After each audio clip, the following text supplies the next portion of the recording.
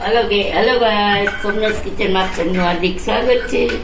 તો આજે આપણે બનાવવાના છે કેસર પિસ્તા આઈસ્ક્રીમ. તો એના માટે મેં 2 વાટકી મખાણા લીધા છે.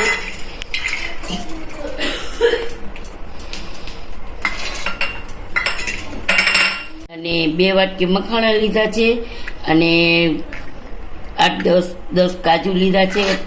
10 થી ઉપર પિસ્તા લીધા છે. અને આપણે એક વાટકી જેટલી ખાંડ લેશું.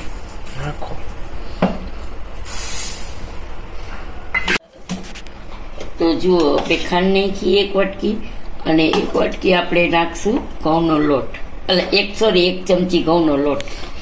અને બાળકોને ખાવા હોય ને તો આપણે ઘરે ખવડાવી શકીએ, એટલે હેલ્ધી અને સારો ને સરસ આઈસ્ક્રીમ બનશે. હવે આને આપણે પીસી નાખશું. હવે આ બધું આપણે એકદમ સરસ બારીક પીસી લીધું છે. તો હવે આપણે એને એમાં રાખી દઈશું.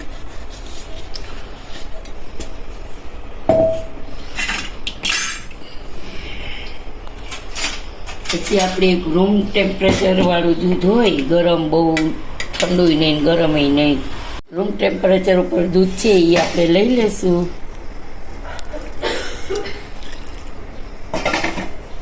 અને થોડું ચલાવી લેશું.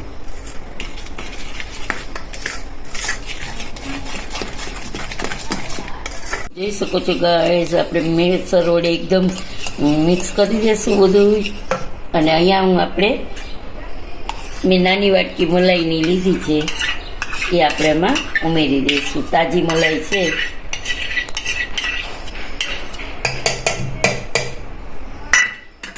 અને કેસર પિસ્તા છે એટલે કેસર તો આવવું જ જોઈએ, એટલે આમાં થોડુંક કેસર ઉમેરી દઈશું આપણે.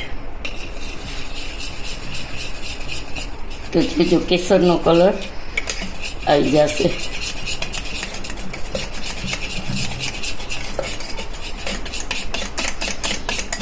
હવે એકદમ મિક્સ થઈ ગયું છે આપણે સરસ. તો હવે આપણે અહીંયા મેં ગેસ ચાલુ કરી દીધો છે અને 2 ગ્લાસ છે, 2 ગ્લાસથી ઉપર દૂધ છે થોડું. તો હવે આપણે એને ગરમ થવા દઈશું. એમાં આપણે કાંઈ ખાંડ કે કાંઈ ઉમેરવાનું નથી.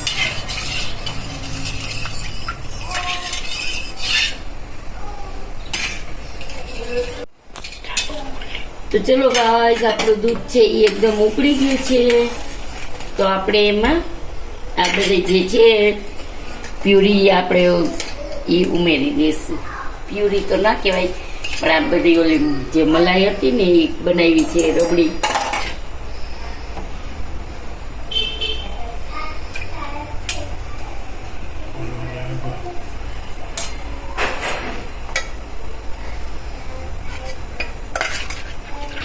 ચલો ગાઈસ, આપણે છે ને અને ચલાવતા જ રહેવું પડશે, અને તરા બેસી જશે. હવે ઘટ થાય ને ત્યાં સુધી આપણે એને ચલાવવાનું છે. તો ગેસની ફ્લેમ મીડિયમ છે અને જાડા તવાવાળું વાસણ લેવાનું, એટલે નીચે બેસવાની બીક ના રહે.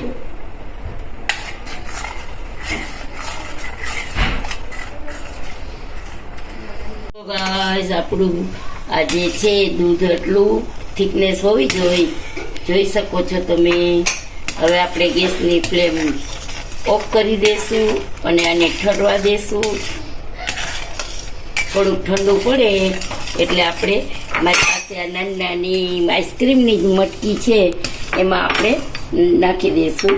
અને એક આ ડબ્બો છે એમાં નાખી દઈશું. તમારી પાસે ગમે એલ્યુમિનિયમનું વાસણ હોય તો પણ ચાલે. ગેસ હોવી જોઈએ. આપણે ગેસને ઓફ કરી દઈશું અને હવે ઠંડુ પડે ને એટલે આપણે આ મટકી છે મારી પાસે, એમાં આપણે નાખી દઈશું આઈસ્ક્રીમની. આપણે આવી રીતે બધી 2 માટલી ભરી લીધી છે મટકી, અને આ ત્રીજી ભરું છું.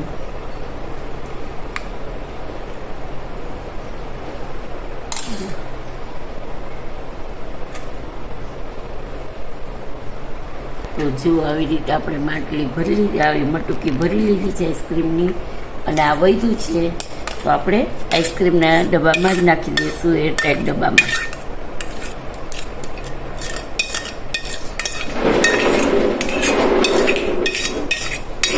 ઠંડુ થયું છે ને એટલે વધારે થીક થઈ ગયું છે, સરસ મજાનું. જો ગાઈઝ આપણે આવી રીતે કેસરથી ગાર્નિશ કરશું, કારણ કે કેસર પિસ્તા છે તો કેસર તો હોવું જ જોઈએ. તો આપણે આવી રીતે કેસર નાખી દીધું છે, કેસરથી ગાર્નિશ કર્યું છે. જો કેસર નાખ્યું છે તો પિસ્તા આપણે ઉપરથી ગાર્નિશ કરી દઈશું. તો પિસ્તા એ હોવા જ જોઈએ, પિસ્તા તો આઈસ્ક્રીમમાં હોય જ ખાસ. તો આ નાના છોકરાઓની એ હેલ્ધી છે અને ખાવામાં સારો છે આઈસ્ક્રીમ. હવે આપણે ડબ્બો આવી રીતે કરી દઈશું.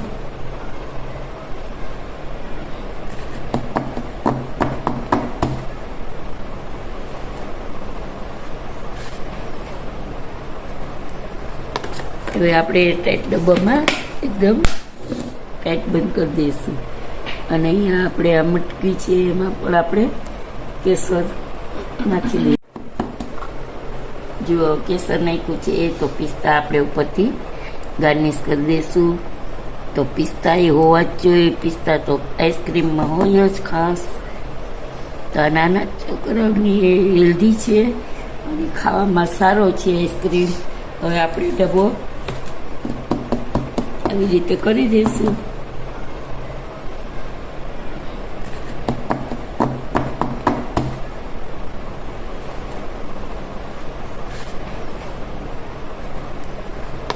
હવે આપણે ટાઈટ ડબ્બામાં એકદમ ટાઈટ બંધ કરી દઈશું.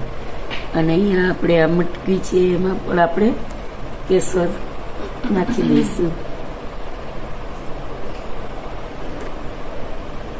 એમાં કેસર ને પિસ્તા નાખી દીધા, કેસર એ નાખ્યું છે. તો હવે સરસ રીતે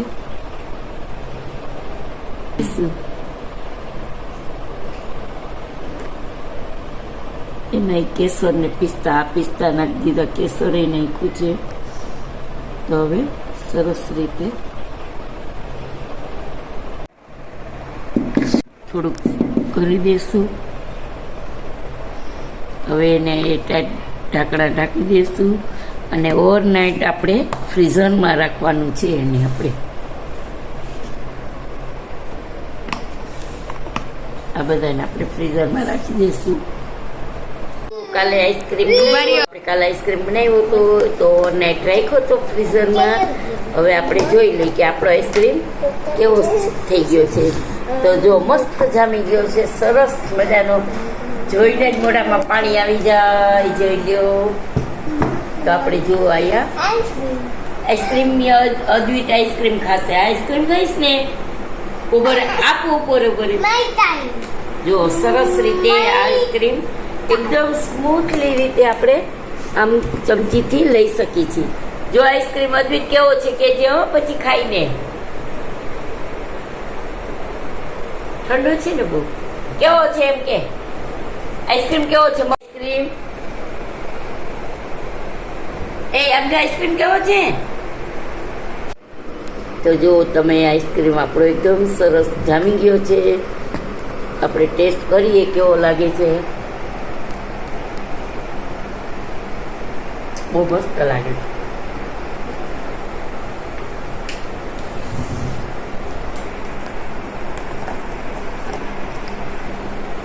એકવાર બધાએ ટેસ્ટ કરજો બનાવીને, બહુ સરસ લાગે છે. આજની રેસીપી તમને કેવી લાગી તે જણાવજો. સબસ્ક્રાઈબ કરજો, લાઈક કરજો અને શેર કરજો. આઈસ્ક્રીમ બહુ સરસ થયો છે. જય શ્રી કૃષ્ણ.